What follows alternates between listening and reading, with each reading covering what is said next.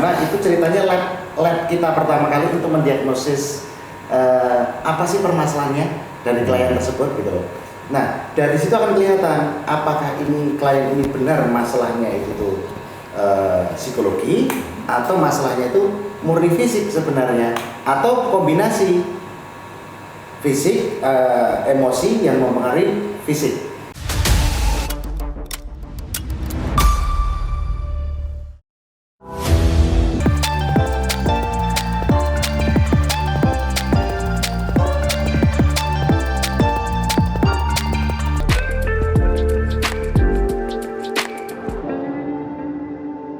Selamat datang di Quantum of Mind.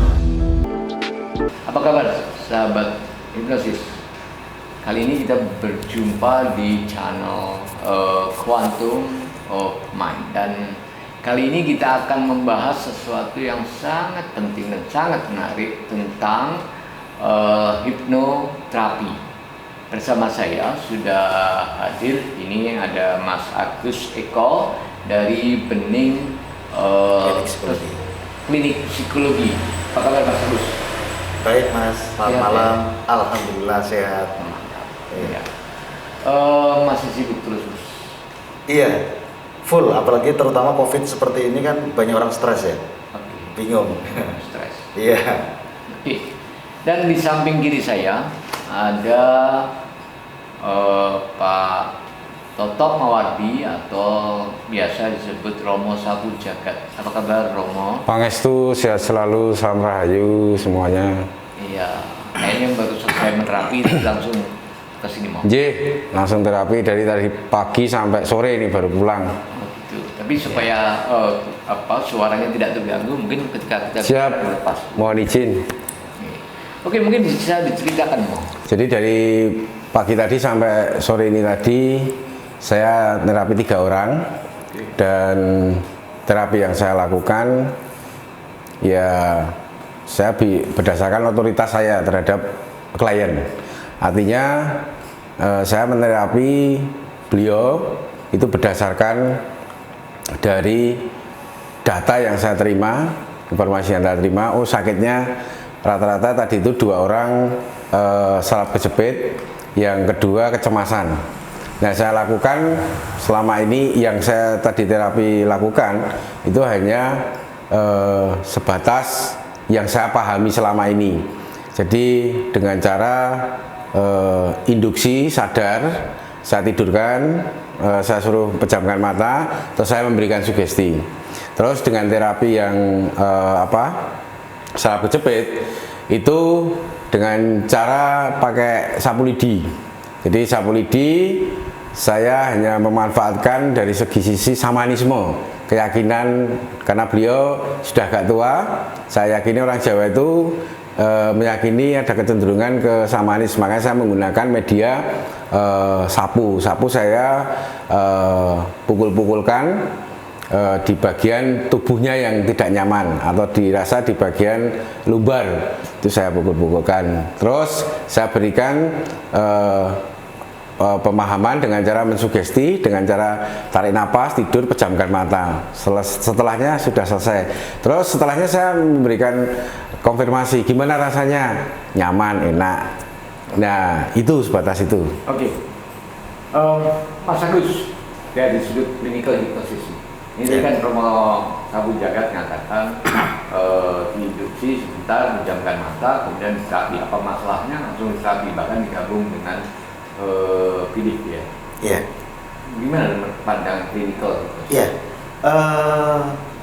Di clinical hypnosis ini penerapan hipnosisnya itu pasti akan memakai protap klinis. Oke. Apa sih protap klinis itu? Jadi pada saat klien datang ke kita, biasanya kami sodori intake form. Intake form itu sejenis formulir terapi yang dimana itu ceritanya lab kita pertama kali untuk mendiagnosis apa sih permasalahannya dari klien tersebut gitu loh. Nah dari situ akan kelihatan apakah ini klien ini benar masalahnya itu tuh psikologi atau masalahnya itu murni fisik sebenarnya, atau kombinasi fisik emosi yang mempengaruhi fisik di situ itu. Nah, dalam praktek saya dari tahun 99 itu saya menjumpai perkembangan hipnosis yang begitu luar biasa. Dari hipnosis konvensional yang tinggal orang disugesti seperti Romo tadi, sampai ke wilayah klinikalnya, klinikal hipnosis yang akhirnya saya perdalam. Nah, dalam fakta lapangan di ruang terapi, kita pada saat mendiagnosa klien dengan intake form tadi, itu banyak ditemukan hal-hal yang sebenarnya kita bisa mengetahui ini wilayah medis, ini memang wilayah hipnosis. Itu bisa sangat kentara sekali. Yang mengkhawatirkan itu, contoh tadi saraf kejepit, kami pasti akan melihat dari sisi psikologinya dulu. Oh, psikologinya. Oh, kalau saraf kejepit kan jelas fisik nih. Nah, di klinik hipnosis biasanya tetap akan kami rujuk ke dokter itu kalau wilayahnya seperti itu. Tapi kalau misalnya ini asam lambung tinggi sekali dan sebagainya, saya pasti akan tanya pertama kali, asam lambung ini udah lama sekali, sudah ke dokter, udah, tapi belum sembuh. Nah, itu bisa menjadi indikator bahwa ada kecemasan yang terpendam di dalam diri seseorang. Jadi nggak asal hajar, kami nggak berani langsung hajar, karena yang dikhawatirkan yang bukan wilayah kita masukin. Nah, seperti itu. Nah, kemudian di klinik hipnosis terkait dengan induksi itu sangat diperhatikan sekali. Memang kadang orang banyak sekali misalkan orang ini nih fobia, orang ini takut berbicara di depan umum, udah terapinya gini aja dan lain sebagainya. Sangat sederhana. Di praktek kami itu ada dua. Kalau sifatnya emergensi itu bisa dilakukan hal seperti itu. Jadi yang saya banyak saksikan itu sifatnya emergensi, itu bisa dilakukan. Tapi kalau sifatnya itu sudah terapan di ruang terapi, itu kami pakai protokol yang jelas. Nah, di situ, kedalaman relaksasi harus sekian, harus memenuhi kaidah-kaidah relaksasi. Ini sudah sampai di somnambulism, ini sudah sampai di profound somnambulism. Itu harus terlihat tanda-tanda itu, tanda-tanda fisiknya. Nah, banyak praktisi hipnoterapis itu yang menterapi cepat sekali dan lain sebagainya. Itu bukan, saya nggak menentang. Cuma saya sebagai klinik hipnosis itu nggak berani melakukan. Kenapa? Dari 99 sampai dengan 2021 ini banyak kompleks kasus yang saya tangani. Trauma, kayaknya traumanya kecil, setelah didalami ternyata besar sekali. Nah, itu yang berbahaya. Nah, kenapa di klinik hipnosis itu harus deep orang? Itu sebenarnya pada saat deep itu, pada saat terjadi emosi yang intens, besar sekali, itu pikiran dan tubuh dari klien itu aman, tetap aman. Karena ngamuk di posisi abrasion ya, ngamuk gitu, itu posisi deep sekali, itu sangat aman. Termasuk orang yang tekanan darah tinggi. Tapi kalau enggak, kami pernah nyoba langsung merot, Mas. Merot waktu abrasion tinggi sekali, merot. Ternyata apa? Kedalaman relaksasinya kurang.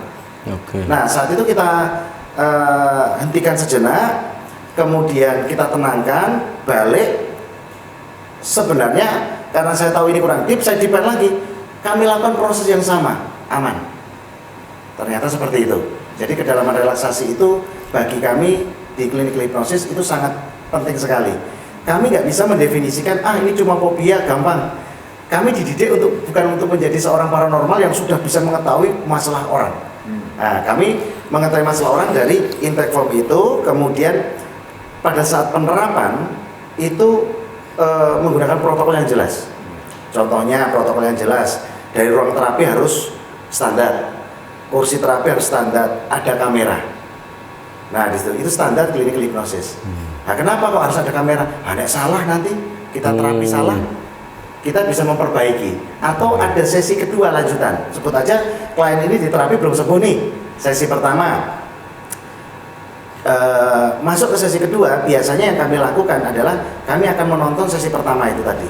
Video itu kami lihat, intake formnya, catatan kami, oh ini, oh kurang di sini, kurang di sini. Nah, sehingga kami akan melakukan perbaikan dan kira-kira untuk sesi kedua itu apa yang harus kita lakukan. Seperti itu. Romo Toto tadi mengatakan bahwa pasiennya sembuh kok.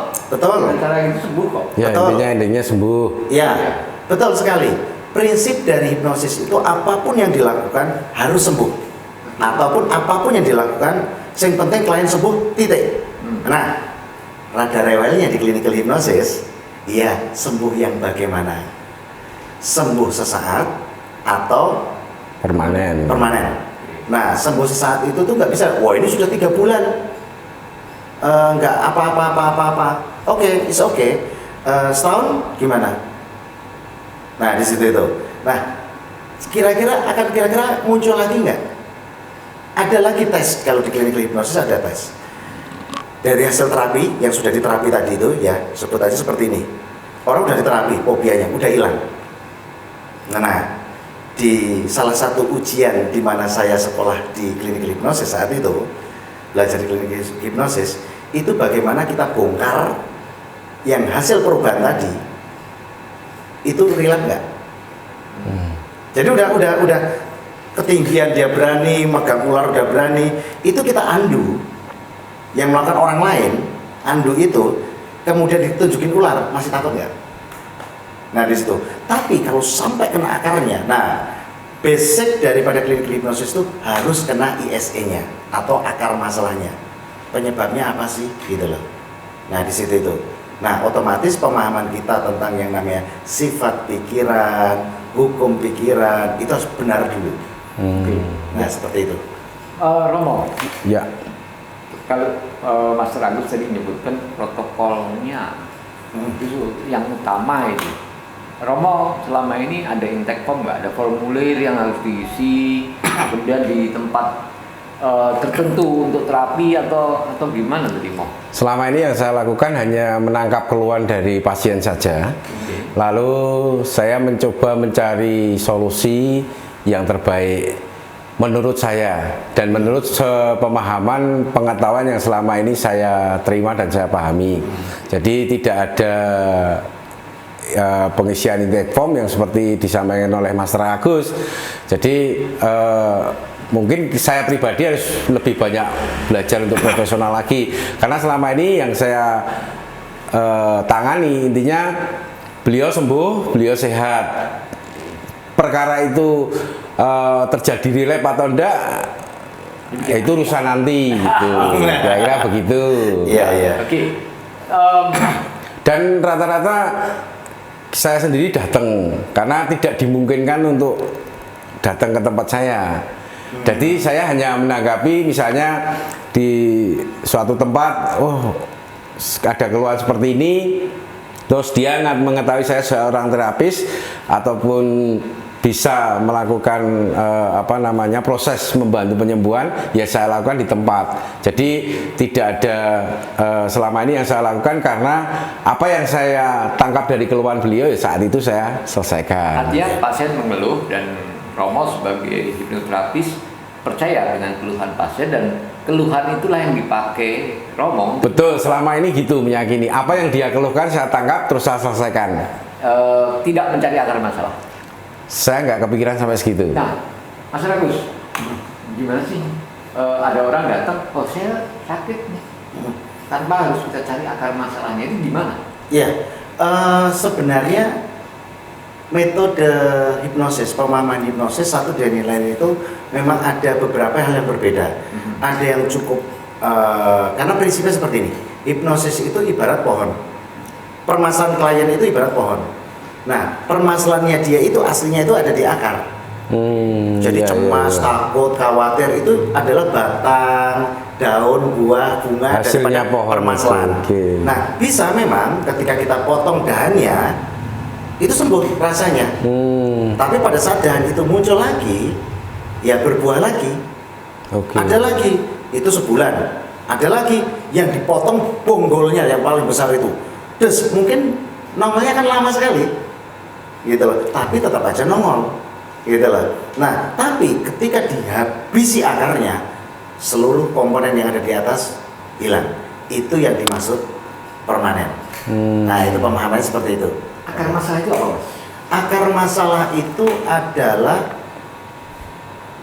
pencetus permasalahan itu terjadi sebelumnya. Oke. Jadi seperti ini. Ada dua orang nih, anak di perjalanan bersama orang tuanya melihat kecelakaan, darah mengalir dan sebagainya. Satu anak pada saat tumbuh dewasa, anak yang satu itu trauma dengan darah, tapi yang satu enggak. Nah, di situ, yang satu kenapa enggak ada masalah dia?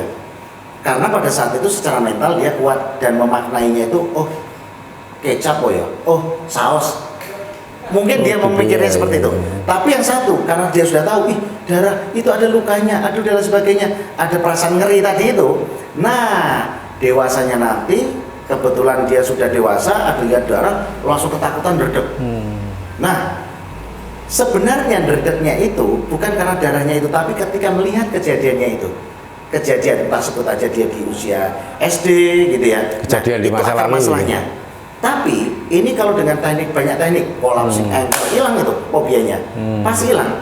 Iya, cuma pertanyaannya adalah relapse enggak? Oke. Nah, pertanyaan relapse itu gini, sebenarnya gini, Mas Soleh. Jadi di dalam clinical hypnosis itu ada catatan kami, dan kami itu selalu, kenapa klien kami itu selalu terhubung sampai sekarang, sehingga kami bisa memastikan bahwa ini sudah nggak relapse lagi. Ada yang relapse juga, gitu loh. Nah, di situ itu. Nah, disitulah kami membuat sebuah evaluasi. ISE itu mutlak kita cari. Kalau memang itu bukan ISE, gitu loh, nanti akan ketahuannya setelah sekian lama. Contoh nih, saya pernah merapi orang takut hantu, hilang selama 2 tahun, tapi setelah itu nongol lagi. Loh, apa ini gitu loh. Pada saat saya terapi ternyata itu yang saya anggap kejadiannya itu di kelas 3 SD. Ternyata pada saat saya mundurkan lagi ada kelas 1 SD, dia omongin sama orang tuanya, ayo masuk ke rumah, kalau nggak digodol wewe loh kamu. Nah, ternyata itu penyebabnya. Di situ saya pikir waktu itu kelas 3 udah selesai. Nah, di situ, di sini pemahaman. Jadi ISE itu sebuah tragedi pertama kali yang akhirnya memicu emosi itu muncul di dewasa nanti. Nah, seperti itu. Kalau kita tidak sampai ke akar, tidak sampai ke ISE, selain relapse, apa yang dikhawatirkan? Ya cuma relapse aja sih sebenarnya prinsipnya cuma relapse aja. Ya, karena gini, Mas, kenapa di kami itu sangat hati-hati sekali pada saat menangani klien. Sudah menjadi dogma bagi kami, aturan main bagi kami. Pada saat kami melakukan terapi, itu sebenarnya kami mengukir jiwa orangnya. Mengukir jiwa orang. Otomatis kita harus mengukir dengan baik sekali. Nah, pada saat kita itu tidak mengukir dengan baik, jangan sampai apa yang kita ukir di sini akan menjadi ISE bagi kehidupan dia di kedepannya nanti. Dan bukan sebulan 2 bulan baru terjadi, bisa 3, 4, 5 tahun ke depan baru terjadi. Itu yang mengerikan. Sehingga waktu itu. Betul sekali. Dan ketika kita salah sugesti, kan banyak orang mengatakan sugesti nggak apa-apa dan sebagainya. Ingat catatan, critical factor buka, semua sugesti yang dimasukkan pasti masuk. Cuma dijalankannya ada 3 hal: spontan, bertahap, dan freeze. Diam sesaat, setelah itu baru terjadi. Nah, ini setiap orang harus mengetahui itu, gitu loh. Dan kita harus edukasi klien dengan baik. Apa sih hipnosis? Apa sih akar masalah? Itu di kami edukasi. Untuk itu kenapa terapi kami untuk awal yang kami sebut kualifikasi atau qualifying itu lama.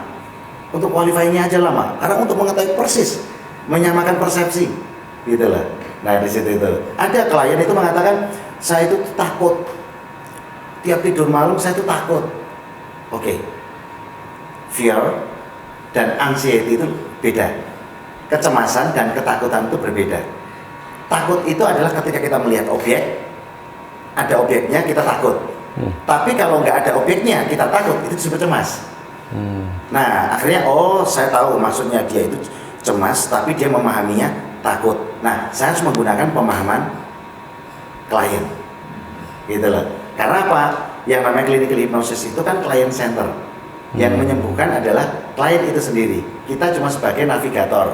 Jadilah navigator yang baik, bukan navigator yang ugal-ugalan dalam nyopir. Nah, nggak selamat nanti pasiennya atau kliennya. Seperti itu. Oke.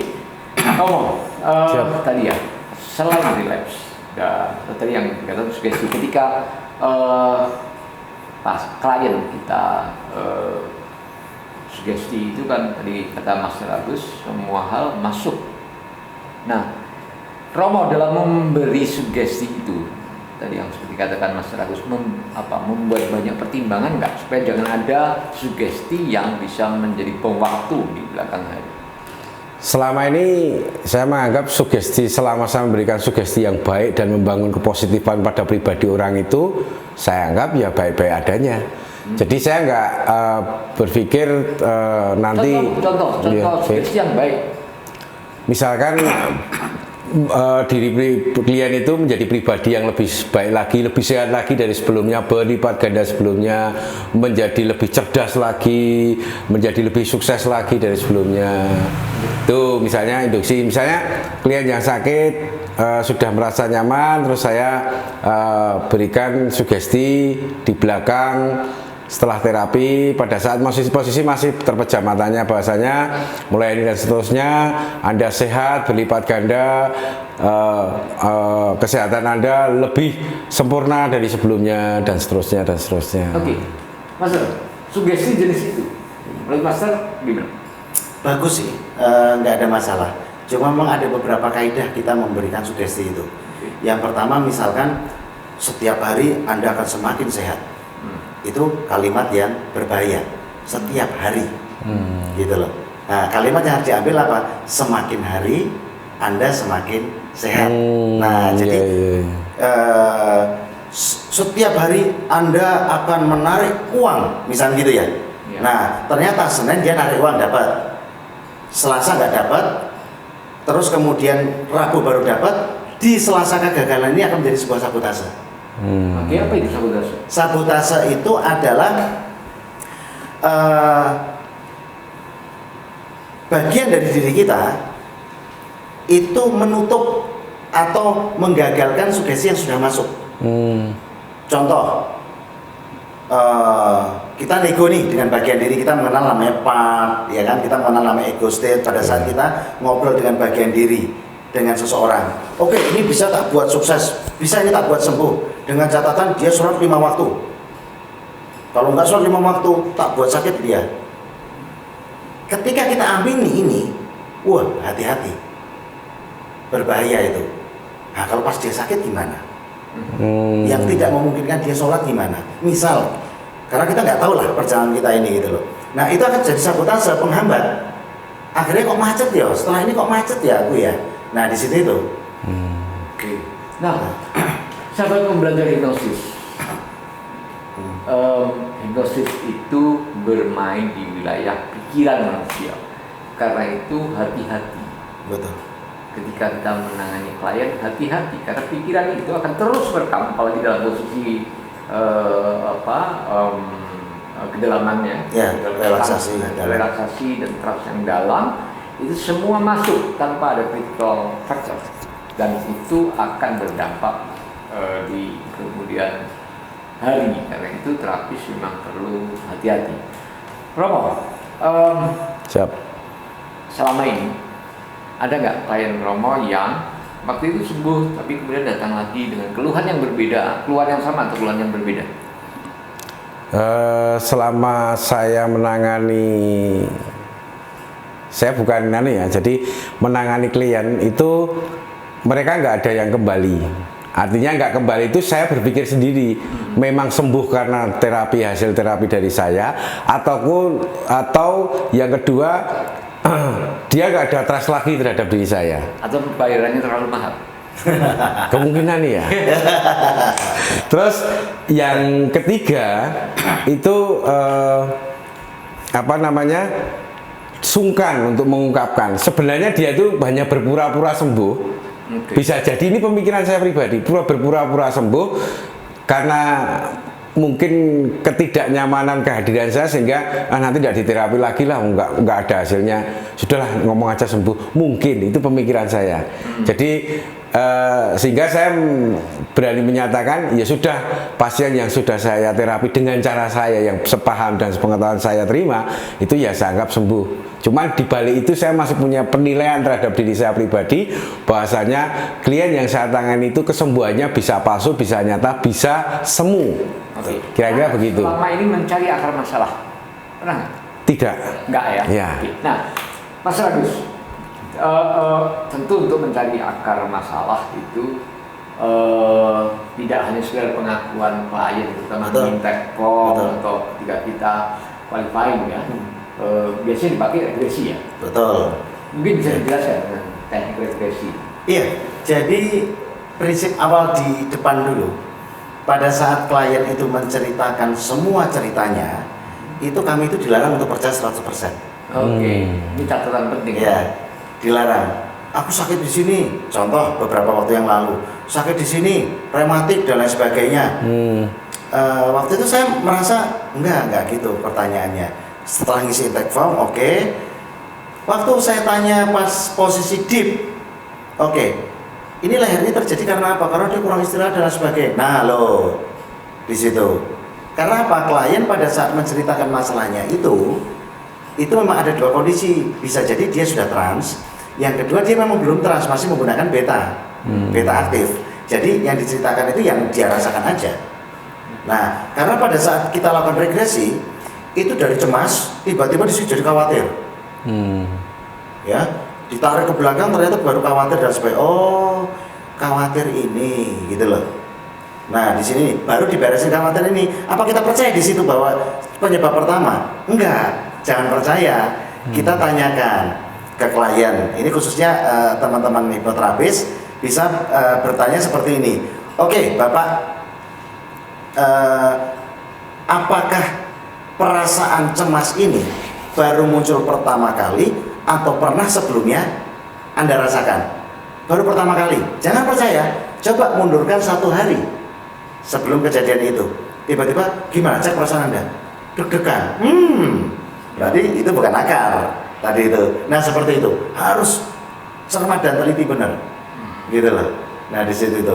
Saya memang belum punya kemampuan ketika lihat rekan-rekan yang terapi itu bisa cepat sekali itu, saya memang nggak berani melakukan. Bukan saya menentang, saya nggak menentang. Cuma saya nggak berani.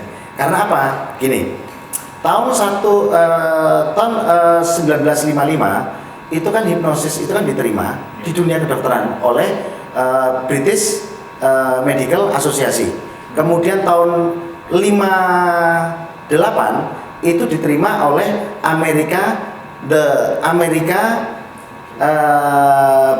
Medical Association.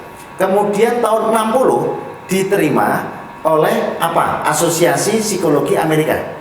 Ya. Nah, itu sudah diterima itu. Diterima sebagai clinical hypnosis. Begitu luar biasanya proses hipnosis ini sehingga dalam penanganannya itu juga memenuhi standar-standar kaidah klinis kalau digunakan untuk terkait dengan klinis. Jadi bukan kita itu menggantikan dokter, nggak ada kaitannya sama sekali. Cuma protap yang kita gunakan, analisanya itu memang harus presisi seperti itu. Jadi bukan gebuk dulu urusan belakangan kan gitu loh. Nah, kemudian tadi saya menarik sekali Mas Soleh tadi mengatakan untuk mengetahui relapse-nya itu gimana sebenarnya gitu loh. Kami itu sudah bisa mengetahui pada saat kami rekam video, pada saat kita melakukan terapi nggak kena ISE-nya, kami akan mengatakan bahwa ini akan relapse. Gitu loh. Sudah bisa ketebak relapse atau enggak itu dari lihat terapinya gimana, ini relapse kelihatan. Satu. Yang kedua, kami selalu edukasi klien, Master. Jadi saya selalu akan mengatakan, Ibu, ketika Ibu mau terapi sama saya ini untuk menyelesaikan masalah Ibu ini, yang perlu Ibu ketahui satu hal, bahwasanya kontrak yang kita lakukan ini bukan kontrak sembuh, tapi kontrak upaya.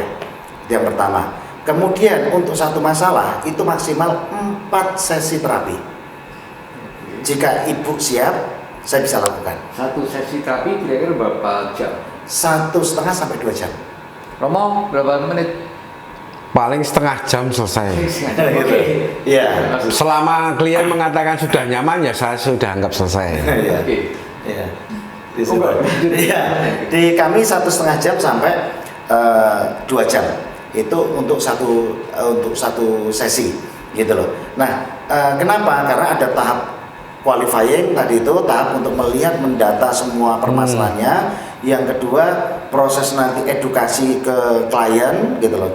Yang ketiga adalah proses terapinya sendiri. Nah, di situ itu. Jadi Bisa panjang terapinya. bisa panjang. Ya. Ada regresi, kemudian ada Betul sekali, betul sekali. Iya. Dan dalam prakteknya selama ini rata-rata lebih dari 2 jam. Wah, iya. Karena gini, pada saat kita sudah menyelami bawah sadar seseorang, jebret, itu tuh pada saat kita menghilangkan masalah dia, itu tiba-tiba ada bagian diri yang lainnya itu minta diselesaikan. Ini gini, ini syaratnya macam-macam, sehingga mau nggak mau harus kita selesaikan. Sehingga bisa terjadi pada saat terapi itu waktunya itu bisa sampai 3-4 jam sehingga jadi 2 sesi hitungannya seperti itu. Nah, sahabat hipnosis, ada hal catatan penting nih yang perlu saya sampaikan, bahwa kita tidak bisa langsung percaya kepada pernyataan klien. Bukan berarti kita menganggap klien itu berbohong atau menyembunyikan sesuatu. Betul. Tapi esensinya kenapa kita tidak percaya pada klien adalah bisa jadi klien hanya mengetahui problem yang dihadapi saat ini. Betul. Tapi dia tidak tahu apa dasar, apa yang menjadi trigger, pemicu dari problemnya dia. Itu alasan kenapa seorang terapis tidak boleh mudah percaya dengan pengakuan klien. Nah, mau dengan penjelasan tadi, kira-kira Romo ini termasuk yang dinambobokkan oleh klien enggak? Saya akhirnya merasa diri saya tertipu dengan klien saya, intinya gitu. Jadi saya merasa dihibur, malah bukan saya menerapi dia. Yang seperti 3 poin tadi saya sampaikan di depan, artinya targetnya terapi sembuh perasaan maupun dalam yang disampaikan oleh Master Agus tadi, bahasanya terapi itu ada psikis sama fisik. Nah, saya nggak melihat ke situ, jadi atau mungkin kedangkalan dari keilmuan yang saya selama ini terima, yang saya tangkap, sehingga saya mengaplikasikannya. Intinya pasien itu sembuh, baik itu secara emosionalnya, psikisnya maupun fisiknya. Dan selama ini terbukti memang, jadi klien yang saya tangani itu sembuh. Nah, saya nggak melihat dia mau apa yang kemarin saya tangani itu terjadi, muncul kembali atau relapse lagi peristiwa yang dialami itu. Jadi saya memandang saya harus perlu banyak menggali dan belajar, terutama kepada Master Agus yang notabene bagi saya sangat menguasai dari trasi sampai dasi, intinya seperti itu. Jangan promosi loh. Saya nggak promosi, saya memahami diri saya kok. Gitu, bukan. Ya, ada beberapa kasus. Misalkan saya pernah menemui kasus klien dengan keluhan asam lambung. Ya, tentu itu medis. Ya. Tapi setelah saya gali, ternyata problem dia adalah pada kekecewaan. Betul. Ketika ini kita terapi, dia sudah bisa melepaskan, hilang itu. Betul. Asam lambung. Betul sekali. Artinya, Master, ada banyak keterkaitan ya. Penyakit yang dianggap itu penyakit fisik oleh klien, ternyata itu sebenarnya penyakit psikis. Iya. Ya. Betul. Gimana nih kaitannya? Sebenarnya di fasilitasi ini itu sudah ada di jurnal statement yang diutarakan oleh Asosiasi Kedokteran Amerika, yang mengatakan bahwasanya 86% penyebab penyakit fisik adalah emosi, psikologi. Ngeri lagi, Asosiasi Kedokteran Jerman itu mengatakan penyebab penyakit fisik adalah 90% adalah emosi. Yes, betul sekali, logis sekali. Nah, itu sampai psikologi, psikiater itu antri, waiting list untuk sekolah aja. Itu. Nah, kenapa? Iya, dari secara hukum, secara teorinya seperti ilmunya, bahwa pikiran mempengaruhi fisik. Kan seperti itu. Pada saat kita cemas, hormon kita akan berubah, secara otomatis asam lambung akan naik, kita akan kena. Contoh lagi, ketika kita cemas, takut, khawatir, supaya tekanan darah, denyut jantung kita berdetak kencang sekali, ternyata suplai oksigen kita tidak terpenuhi ke otak, akhirnya jadi sering mumet. Mumetnya mergane suplai oksigen ke sana. Nah, suplai oksigen ke sana itu kenapa nggak kecil? Kenapa? Oh, karena kecemasannya. Cemaskan selesai. Nah, di situ. Artinya hipnoterapi itu erat kaitannya dengan fisiologi ya. Betul sekali. Itu wajib diketahui. Wajib malah. Wajib diketahui. Selama ini tidaknya pengalaman saya pribadi dalam pelatihan-pelatihan hipnosis itu tidak pernah disertakan di fisiologi. Oke, kenapa saya mengatakan wajib? Khususnya ketika kita itu menangani terkait kasus yang terkait dengan fisik, emosi yang terkait dengan fisik. Contoh gagal ginjal. Saya penderita gagal ginjal, Mas Abi. Kenapa saya mengatakan itu wajib? Pada saat itu guru saya, Prof. Singh, Profesor Dr. Beverly Singh, menerapi saya saat itu tuh dia mengedukasi saya tentang bahwasanya tubuh itu gini. Artinya beliau punya pemahaman fisiologis yang baik gitu loh. Nah, memang kita tidak dituntut harus hafal semuanya, mengerti semuanya. Setidaknya ketika ada kasus ginjal, apa aja sih yang harus diketahui tentang ginjal? Apa aja sih yang diketahui tentang imun? Apa sih yang diketahui tentang yang namanya asam lambung? Nah, seperti itu. Bahkan Master, saya dulu punya sebuah program yang namanya khusus untuk orang yang belum pernah bisa punya anak atau nggak hamil. Nah, itu loh. Itu penyebab faktornya macam-macam. Ada sumbatan di di rahimnya sehingga sperma nggak bisa masuk, atau ada kurang dan lain sebagainya. Tapi ternyata pada saat diterapi itu, ketika kita tanya kenapa kok nggak bisa hamil, ya karena dia itu tuh kalau hamil takut nanti kalau misalnya melahirkan sakit. Ternyata ada trauma waktu kecil karena dia dititipkan ke budenya itu seorang bidan menolong kelahiran, itu trauma. Itu istri dokter loh itu. Jadi pada saat nikah dia itu nggak mau hubungan badan, lah kan ngeri, semaput lah, kan gitulah. Nah di situ tuh. Nah itu ternyata trauma itu karena mendengarkan itu tadi. Nah pada saat saya memberikan terapi tadi, kan biasanya terapi cari akar masalah sudah selesai. Tapi setelah itu pemahaman fisiologis di sini penting. Oke, sebut aja tadinya sih takut, terus akhirnya jadi berani. Oke, berani tugasmu adalah bantu dia untuk pada saat berhubungan badan tenang. Satu, yang kedua, pada saat sel sperma itu tuh keluar, indung telur ini harus kamu majukan. Nah, kenapa pemahamannya kan sel telur ketemu sama sperma baru terjadi pembuahan, betul nggak? Nah, pemahaman itu penting sekali. Pokoknya hamil, ya deal hamil, nggak gitu loh.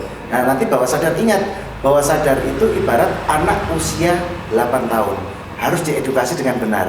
Pada saat benar, dengan berlangsungnya usia kita, bawah sadar ini akan jadi cerdas. Nah, ini yang jadi luar biasa, Master. Iya. Di situ itu. Oke. Perilaku manusia, termasuk kesehatan fisik, itu sangat dipengaruhi oleh pikiran. Betul. Ya.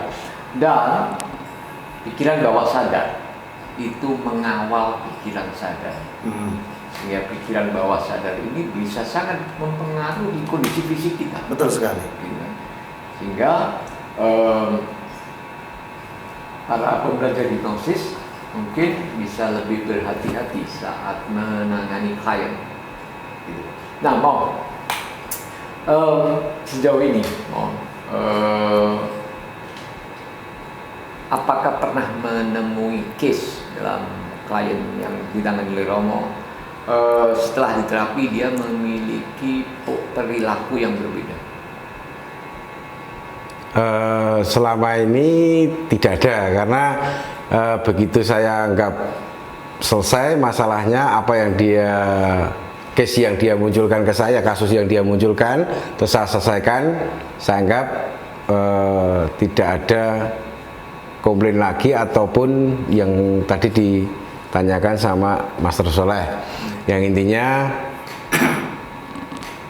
dia kembali atau tidak itu saya nggak peduli, yang penting beres gitu. Yang penting happy. Ya makanya saya tadi sempat berpikiran begini, wah Master Agus terapi bisa 3-4 jam, sedangkan saya 30 menit selesai, berarti lebih sakti saya ya, gitu ya ininya ya. Siap. Betul ya Mas Agus? Siap. Gitu itu ya. Iya. Iya. Gitu. Sakti tapi menjerumuskan ya. Yang penting bayaran. Iya. Tapi yang unik gini, Mas Soleh, Romo, Iya. klien kami itu nggak pernah membuat iklan. Saya nggak pernah membuat iklan di klinik itu, nggak pernah membuat iklan apa dan lain sebagainya, bisa menyembuhkan gini-gini. Nah, tapi kenapa klien kami itu tuh banyak? Karena dari klien yang sudah sembuh ngomong ke kami. Jadi yang datang itu, ini saya tahu sini karena dari ini kan dulu cemas, sekarang udah sembuh, nah sehingga saya kesini. Nah artinya di situ kelihatan sekali Kualitas hasilnya. Ya. Kemudian satu lagi, yang berikutnya adalah kemudian kami itu punya database klien banyak sekali. Ini mungkin bagian dari sebuah maintenance klien untuk mengetahui perkembangan dan lain sebagainya. Itu setiap ulang tahun mereka pasti akan diucapkan. Oh. Itu bagian dari ini. Kemudian 7 hari setelah terapi itu biasanya kami memberi informasi, nanti kalau ada apa dan gimana kami disampaikan, ada kekurangan. Tapi itu jarang sekali. Sebenarnya kita sudah bisa tahu di depan sebenarnya, Mbak, Bu, Pak, ini belum selesai, kita akan lanjut ke sesi kedua. Itu sudah ketahuan di depan. Nah, jadi kencan 4 sesi itu bukan 4 sesi mutlak. Ada yang 1-2 kali sesi itu clear. Ada ternyata yang butuh beberapa sesi lagi. Nah, namun pertanyaannya sebenarnya seperti ini, kenapa kita harus menyiapkan 4 sesi? Di situ biar klien itu siap bener nggak kamu mau berubah. Gitu loh. Ketika siap dia mau berubah, dia akan konsekuen dengan 4 sesi ini. Tapi kalau dia itu kliennya itu tuh gelem ora-ora gitu loh, aduh saya nggak nganu dan lain sebagainya, nah seperti itu. Nah, ini artinya prinsip dasar hipnosis dong, bahwa hipnosis is hipnosis. Yes. Kalau dia tidak punya keinginan sungguh-sungguh, Nggak bisa. Nggak bisa. Itu 4 itu sebagai alat ukur ya. Betul sekali. Nah, ada nggak tadi seperti pertanyaan ke Romo Satu Jagat, klien yang setelah diterapi memiliki perilaku yang berbeda? Selama ini cuma seperti ini, Master. Jadi ketika klien ini sebut aja yang baru aja saya tangani itu dari Jakarta, dia itu stres, dia harus minum obat pagi, siang, sore. Kalau nggak minum dia pasti akan mecahin apa-apa dan lain sebagainya. Nah, dikasih oleh dokter untuk obat penenang. Saya baca obat penenangnya. Kemudian saya lihat di tabelnya obat ini untuk apa. Kebetulan di klinik hipnosis itu harus menguasai juga tentang obat. Minimal pengetahuan umum dulu aja tentang obat. Oke, saya akan lihat ini masa luluhnya berapa. Jadi orang yang minum obat penenang itu tuh nggak bisa kita langsung terapi. Nanti dulu kalau dia pagi minum obat, pagi itu kita terapi, nggak kena, jamin nggak kena. Ketika diterapi, gimana disugesti yang baik-baik, gimana? Pasti bilangnya enak, mesti bilangnya enak. Gitu loh. Ini ada seorang dokter yang mau saya terapi nih. Ini seorang dokter nih. Itu dia karena depresi dengan kondisi COVID seperti ini, dia minum obat. Nah, saya ngomong, kalau nggak minum obat gimana? Wah, seperti ini. Kalau 2 sampai 4 hari, saya udah nggak kuat. Puncaknya di mana? Di 4 hari. Wow, udah saya. Nah, saya bilang sama dia, tadi mau terapi. Oke, kita ketemu. Kamu lepaskan obat dulu. Hari keempat kita akan ketemu. Kenapa? Pas jeblok. Jadi nggak ada pengaruh obat. Sekarang pada saat obat diminum, otak kita itu tuh sudah nggak aktif. Nah, ini pengetahuan tentang otak lagi harus tahu. Sleep. Ya, jadi katanya, gimana perasaanmu? Biasa aja. Yang kamu rasakan sekarang gimana? Biasa. Nah, kenapa kita? Nah, itu. Oh, yang penting saya udah masukkan ke kedalaman, sudah saya sugesti. Nggak seperti itu. Kebetulan di klinik hipnosis nggak seperti itu. Nah, di situ itu. Kemudian pada bukti dia sembuh, nah ini bukti sembuh. Memang benar perilaku harus berubah. Ada perilaku baru. Nah, yang itu 2 kali sesi. Ini sudah 3 tahun loh minum obatnya. Itu total berhenti. Karena dia dari Jakarta sehingga dia kencan 4 sesi berarti 4 hari di Jogja. Dia itu saya terapi cuma 2 sesi 2 hari dan dia mengatakan saya bebas obat dan lain sebagainya. Dan gara-gara klien ini itu merekomendasikan banyak orang ke tempat kami. Kalau dia nggak sembuh, nggak mungkin merekomendasikan. Betul Mas tadi mengatakan. Ini kliennya datang lagi nggak ya? Atau rekomendasi orang lain? Saya biasanya kok bisa tahu sini? Referensi siapa bu ini? Oh ini gitu loh.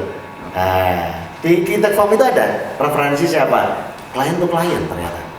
Gedok tular. Iya. Oke, sahabat pembelajar hipnosis. Artinya kalau teman-teman sudah mulai menjadi seorang terapis, itu berarti teman-teman harus siap untuk lebih banyak belajar lagi. Ketika menjadi terapis bukan berarti sudah itu, sudah jago, sudah sakti dan tadi ya. Betul. Tapi justru harus lebih belajar lagi karena hipnosis itu bicara dalam aspek yang luas. Betul sekali. Aspek fisiologi, aspek sosiologinya juga harus ngerti juga dan sebagian juga aspek etika dan hukum. Tapi etika dan hukum akan kita bahas di kesempatan lain. Nah, sesi ini kita akan bicara sampai di sini. Buat teman-teman atau yang nonton channel ini dan punya gangguan, boleh menghubungi psikologi Bening klinik psikologi. Atau kalau teman-teman berminat untuk belajar lebih jauh tentang hipnosis dan hipnoterapi, bisa bergabung di Quantum of Mind Indonesia. Bisa hubungi nomor telepon nanti dicantumkan di bawah ini ya, nomor teleponnya. Karena di situ kami ada selain hipnosis basic, straight atau stage hipnosis, juga ada clinical hipnosis dengan mentor utamanya Mas Agus nanti. Juga ada medical hipnosis, ada NLP dan ada yang lainnya lagi. Teman-teman bisa belajar bersama kami nanti di Quantum of Mind Indonesia. Romo, matur nuwun, dan sebelum diakhiri apa closing statement Romo? Terima kasih. Intinya saya harus lebih banyak lagi menggali keilmuan yang selama ini saya jalani itu ternyata banyak harus dikoreksi pada diri saya.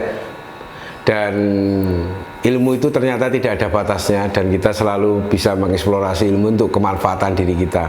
Saya masih perlu belajar banyak dan apa yang saya dapat hari ini memberikan pemahaman baru tentang hipnotis dan memotivasi diri saya untuk semakin mengkualitaskan, mengeksplorasi diri saya pribadi. Intinya seperti itu. Oke, terima kasih. Sama-sama, Master Sore. Siap, nggih. Terima kasih Mas Agus. Siap. Ada closing statement. Oke, iya. Yang jadi catatan ketika kita bermain-main di pikiran bawah sadar, ini yang perlu digarisbawahi adalah pada saat kita melakukan terapi itu kita berurusan dengan bawah sadar. Dan kita itu melukis jiwa manusia, bukan jiwa hewan loh, jiwa manusia. Dengan kita harus melukis dengan sebaik mungkin yang kita bisa. Untuk itu pada saat kita mau belajar hipnosis, sudah menjadi seorang terapis, itu kenapa harus belajar terus? Karena jiwa perkembangan orang itu akan terus bertumbuh dan berkembang. Betul. Dan pada saat salah kita mengukir jiwa orang, kita sama saja investasi dosa dan masa depan orang tersebut.